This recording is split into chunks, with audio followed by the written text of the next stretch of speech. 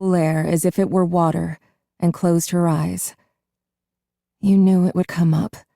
You knew you would have to talk about it, she reminded herself. She had practiced on the drive here, had forced herself to think back to happy memories, to smile and say, "Remember when?" She thought she was prepared for this, but of course she had been wrong. Why else would she have run out of the restaurant like a child? "Charlie?" She opened her eyes and saw John standing next to the car, holding her jacket out in front of him like an offering.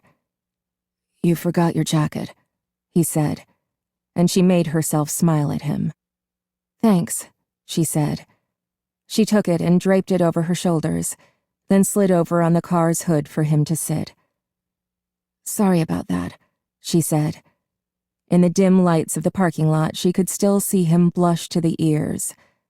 He joined her on the car's hood, leaving a deliberate space between them. "I haven't learned to think before I talk.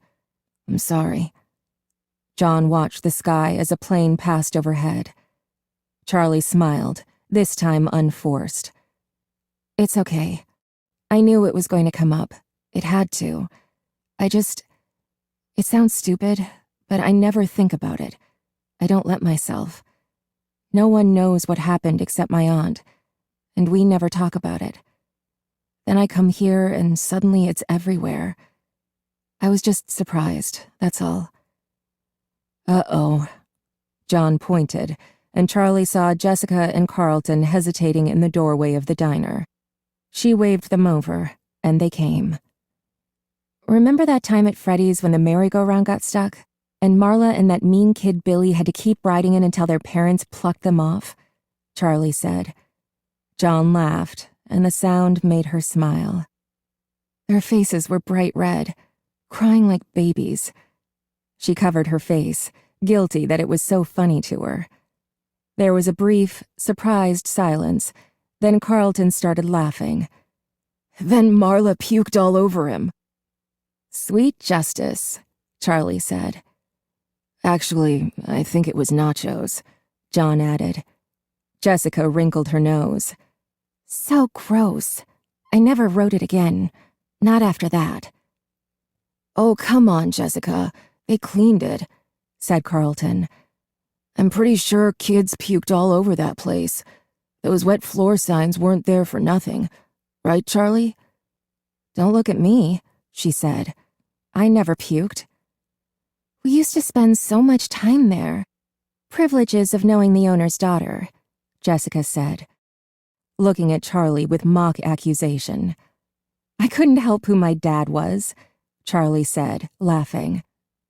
Jessica looked thoughtful for a moment before she continued. "I mean, how could you have a better childhood than spending all day at Freddy Fazbear's Pizza?" "I don't know," said Carlton. "I think that music got to me over the years." He hummed a few bars of the familiar song. Charlie dipped her head to it, recalling the tune. "I love those animals so much," Jessica said suddenly.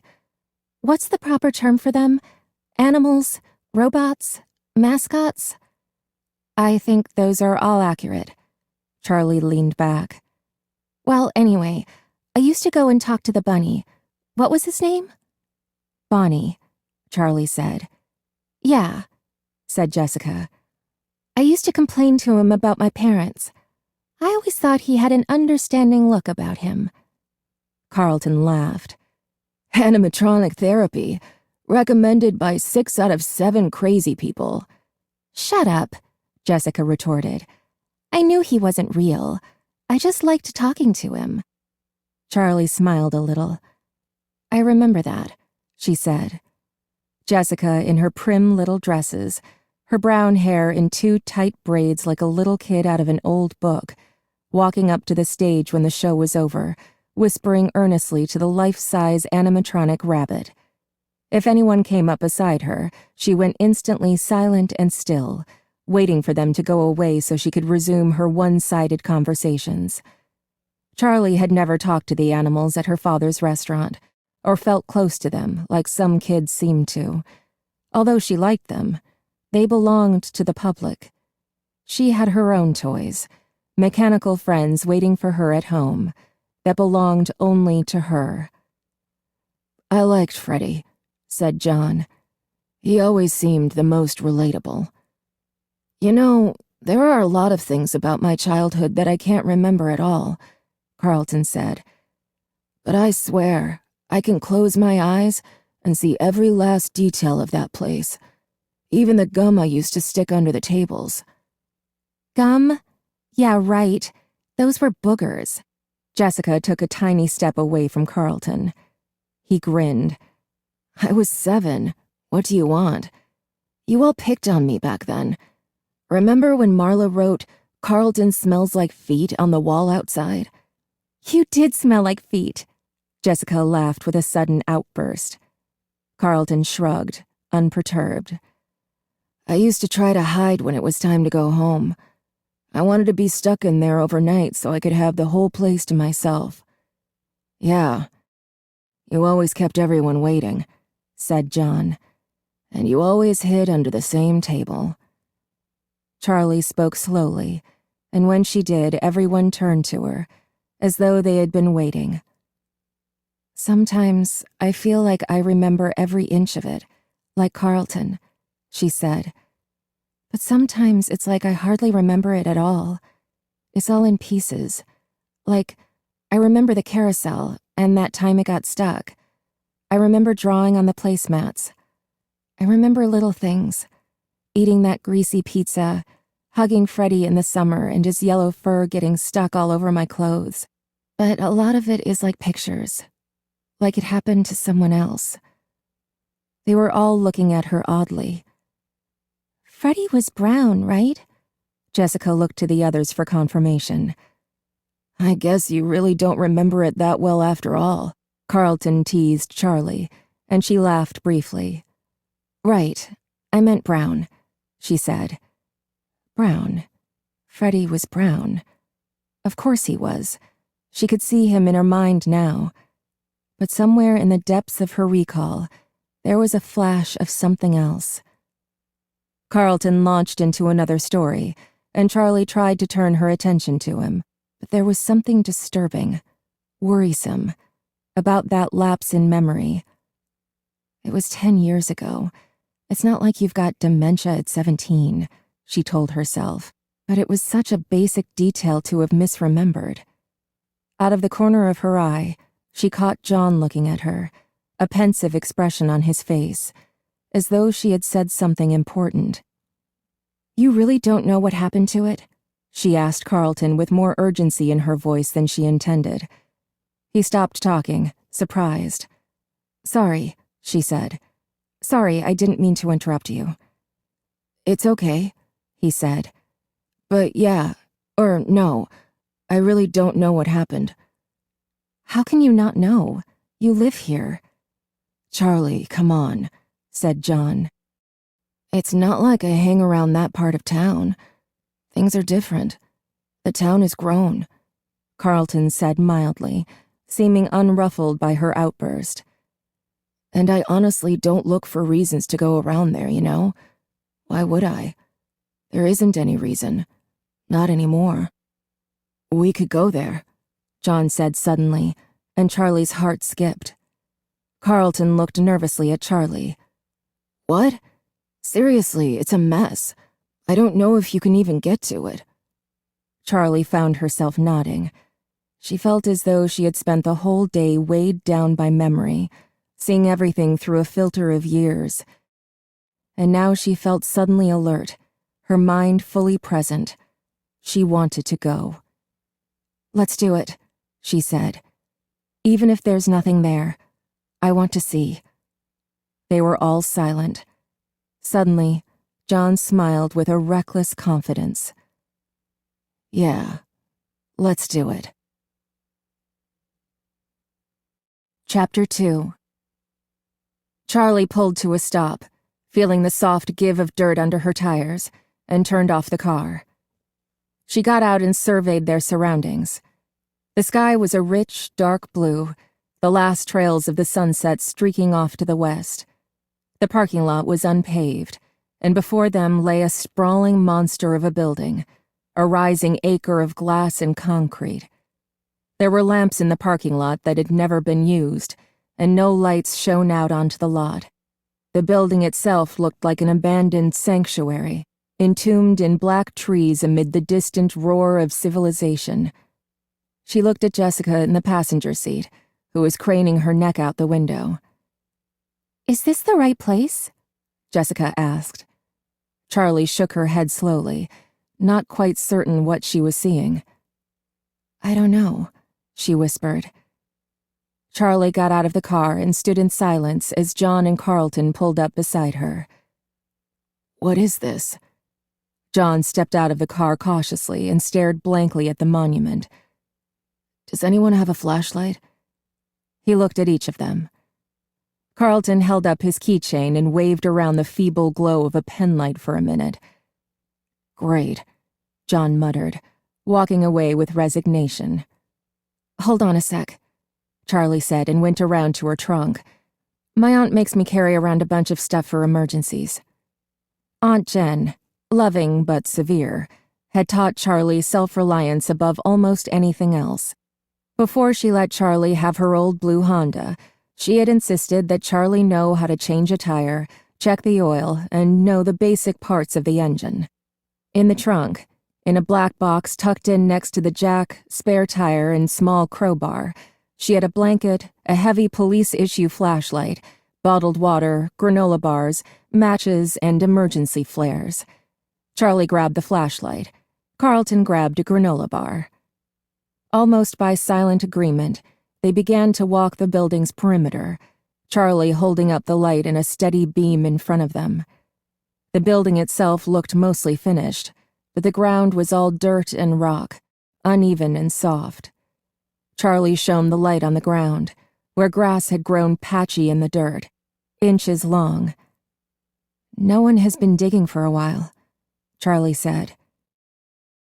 The place was massive, and it took a long time to circumnavigate. It wasn't long before the rich blue of the evening was overtaken by a blanket of scattered silver clouds and stars. The surfaces of the building were all the same smooth, beige concrete, with windows too high up on the walls to see inside. Did they really build this whole thing and then just leave? Jessica said. Carlton, said John, you really don't know anything about what happened? Carlton shrugged expansively. I told you. I knew there was construction, but I don't know anything else. Why would they do this? John seemed almost paranoid, scouting the trees as though eyes might be looking back at him. It just goes on and on.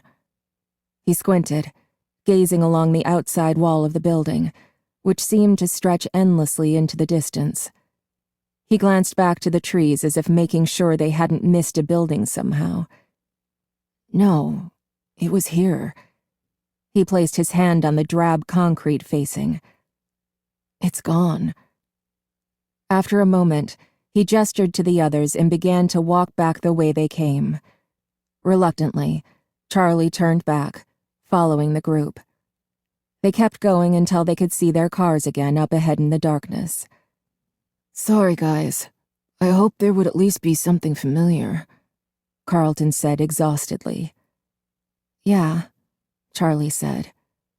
She had known it would be, but seeing that Freddy's had been razed to the ground was still a shock. It was so paramount sometimes in her mind that she wanted to get rid of it, wanted to scrub the memories, good and bad, from her head, as if they had never been.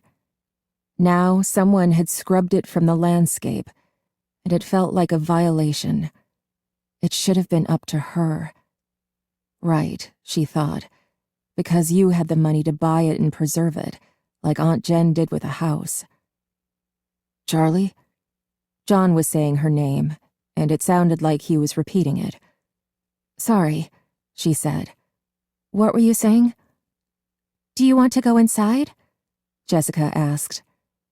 Charlie was surprised they were only now considering this, but then again, none of them was usually prone to criminal activity. The thought was a release, and she took a deep breath, speaking on her exhale. Why not? She said, almost laughing. She hefted the flashlight. Her arms were getting tired. Anyone else want a turn? She waved it back and forth like a pendulum. Carlton grabbed it and took a moment to appreciate its weight. Why is this so heavy? He said, passing it off to John. Here you go. It's a police flashlight, Charlie said absently. You can hit people with it. Jessica wrinkled her nose. Your aunt really wasn't kidding around, huh? Ever used it? Not yet. Charlie winked and made a half-threatening glance at John, who returned an uncertain half-smile, unsure how to react.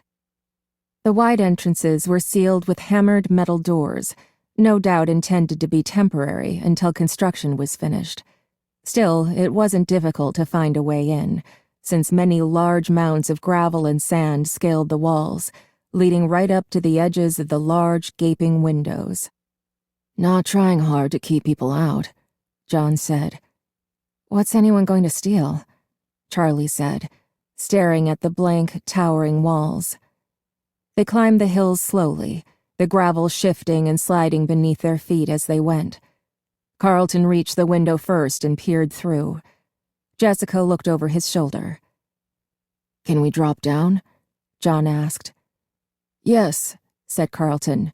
No, Jessica said at precisely the same time. I'll go, Charlie said. She felt reckless.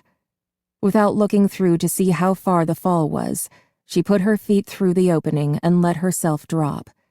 She landed, knees bent. The impact rocked her, but it did not hurt. She looked up at her friends staring down. Oh, hang on, Charlie called, pulling a short stepladder from a wall nearby and setting it under the window. Okay, she said. Come on. They dropped down one by one and looked around them. Inside was an atrium, or maybe it would have become a food court, with metal benches and plastic tables scattered around, some bolted to the floor. The ceiling rose up high above them, with a glass roof where they could see the stars peering down at them. Very post-apocalyptic, Charlie joked, her voice echoing in the open space. Jessica sang a brief, wordless scale suddenly, startling them all into silence. Her voice rang out pure and clear, something beautiful in the emptiness. Very nice, but let's not call too much attention to ourselves, John said. Right, Jessica said, still very happy with herself. As they walked on, Carlton swept up and took her arm. Your voice is amazing, he said.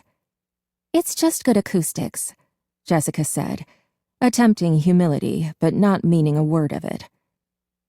They walked the empty halls, peering into each of the massive cavities where a department store might have been.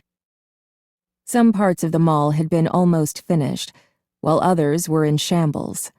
Some hallways were littered with piles of dusty concrete bricks and stacks of wood. Others were lined with glass-paneled storefronts, lights hanging in perfect rows above their heads. It's like a lost city, John said. Like Pompeii, said Jessica, just without the volcano. No, Charlie said. There's nothing here. The whole place had a sterile feel to it. It was not abandoned. It had never sustained life at all. She looked in a store window across from her, one of the few with glass, wondering what would have been displayed. She imagined mannequins, dressed in bright clothing, but when she tried to picture them, all she could see was blank faces, concealing something. She suddenly felt out of place, unwelcomed by the building itself. Charlie began to feel restless, some of the luster wearing off the adventure. They had come. Freddy's was gone, and so was the shrine she had kept in her thoughts, where she could still find Michael playing where she last saw him. John stopped suddenly, turning off the flashlight as carefully as he could. He put a finger to his lips, motioning for silence. He gestured back the way they had come. In the distance, They saw a small light bobbing in the darkness like a ship in the fog. "Someone else is here," he hissed. "A night guard, maybe?" Carlton whispered. Why would an abandoned building need a guard? Charlie wondered. "Kids probably come here to party," Carlton said, then grinned. "I would have come here to party too, if I'd known about it, or if I partied." "Okay, well, let's backtrack slowly," John said. "Jessica," he started, then made a zip-it motion across his lips.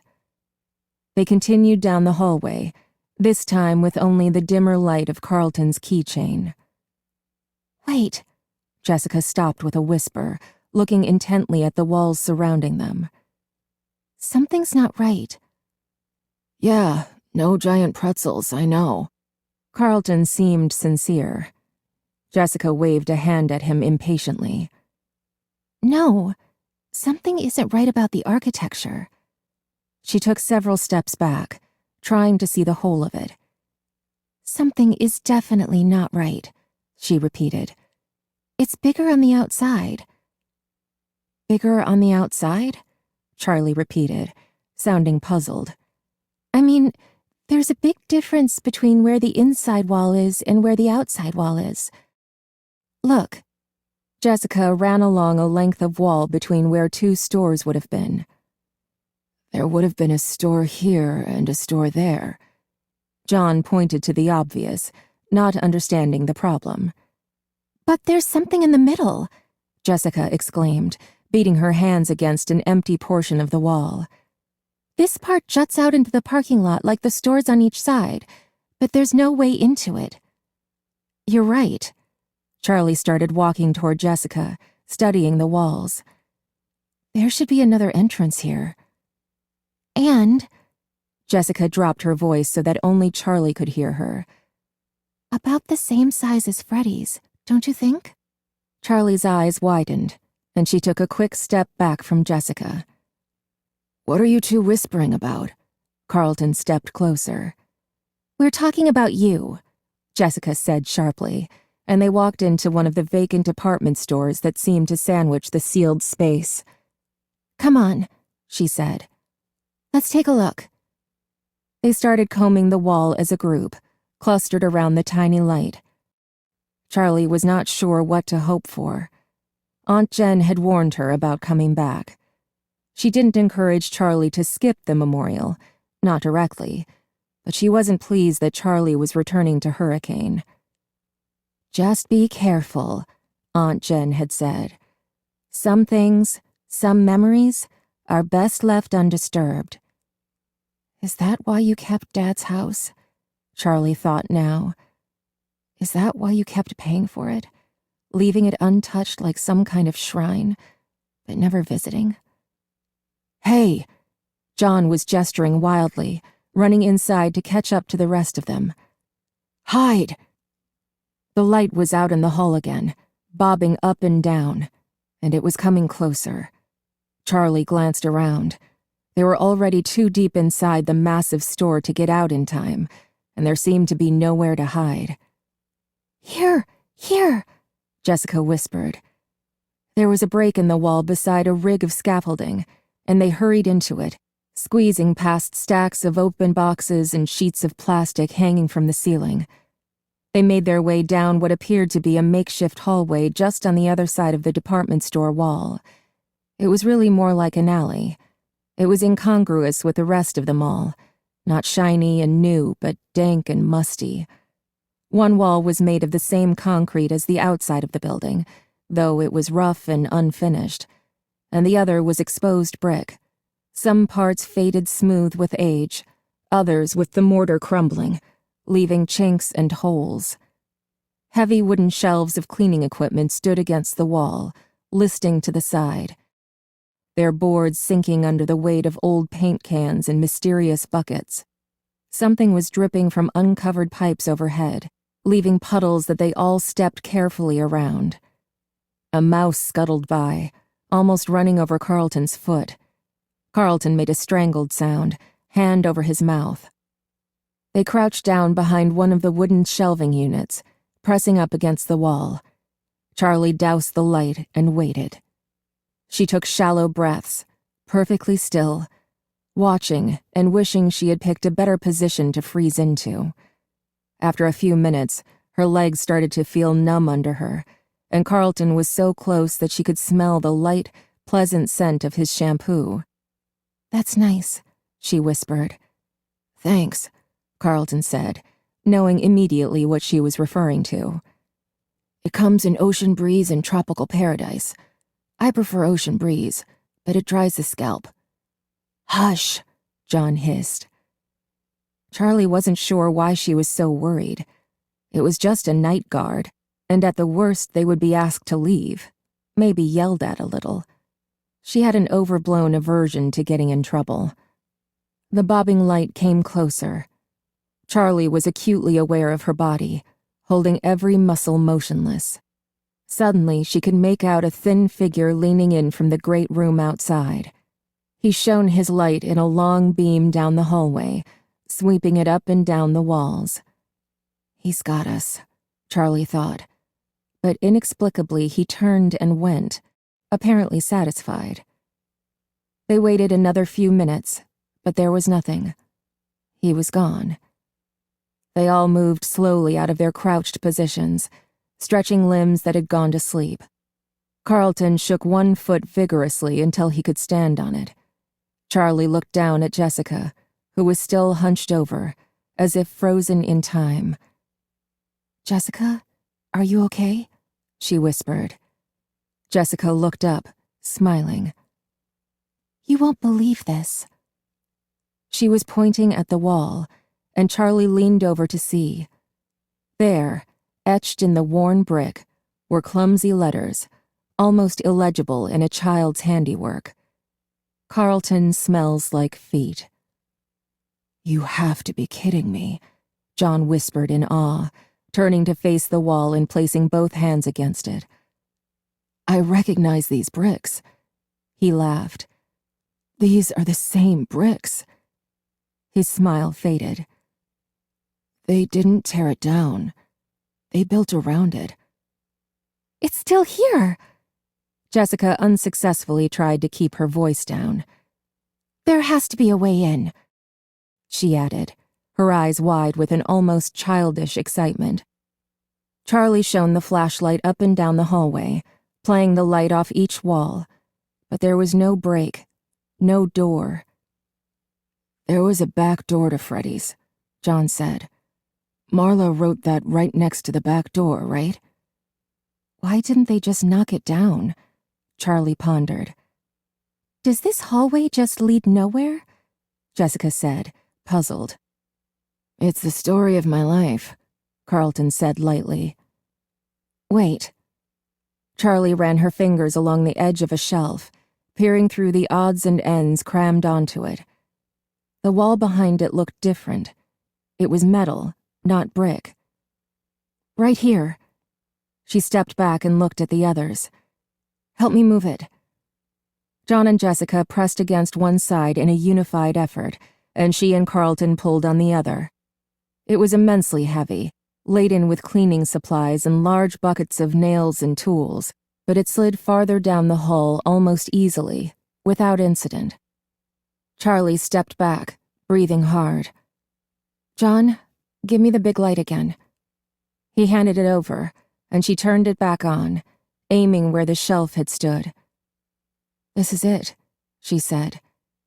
It was metal and rusting, spattered with paint, a stark contrast to the walls around it. There was only a hole where the handle had been. Someone must have removed it so the shelf could lie flush against the door. Silently, Charlie handed the flashlight back to John, and he held it above her head so she could see. She slipped around the others and tried to squeeze her fingers into the hole where the doorknob once was, trying to pull it open to no avail. "It's not going to open," she said. John was behind her, peering over her shoulder. "Just a second." He squeezed himself into the space beside her and knelt carefully.